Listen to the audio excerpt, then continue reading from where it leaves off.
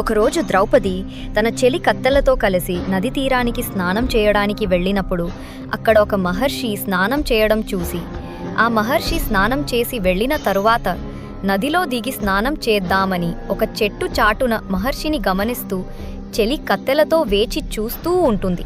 అలా ఎంతసేపు అయినా ఆ మహర్షి నది లోపలి నుంచి బయటికి రాకపోవడంతో అప్పుడు ద్రౌపది ఆ మహర్షి దగ్గరికి వెళ్ళి, మేము చాలా సమయం నుండి నదిలో దిగి స్నానం చేద్దామని వేచి చూస్తున్నాం, మీరు బయటికి వెళ్తే మేము నదిలో దిగి స్నానం చేస్తాం అని మహర్షితో అంటుంది. అది గట్టు పైన పెట్టిన నా బట్టలు కనిపించడం లేవు, అందుకే నేను నదిలోనే ఉంటున్నాను అని ద్రౌపదితో మహర్షి అంటాడు. అప్పుడు ద్రౌపది వెంటనే తన చీరను కొంత భాగం చింపి నదిలో మహర్షికి వేస్తుంది. కానీ నది ప్రవాహానికి ఆ చీర కొట్టుకుపోవడంతో ద్రౌపది ఇంకోసారి మరికొంత భాగం చీరని చెంపి మహర్షికి విసురుతుంది. కానీ అది కూడా నది ప్రవాహానికి కొట్టుకుపోతుంది.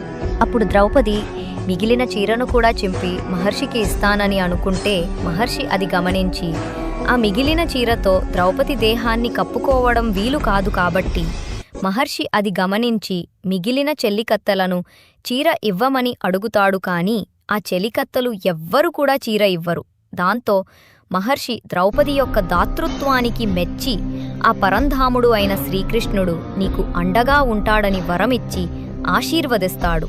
ఆ వరం వల్ల ద్రౌపది వస్త్రాభరణం సమయంలో శ్రీకృష్ణుడు ఆమెకు చీరను అందించి సహాయం చేస్తాడు.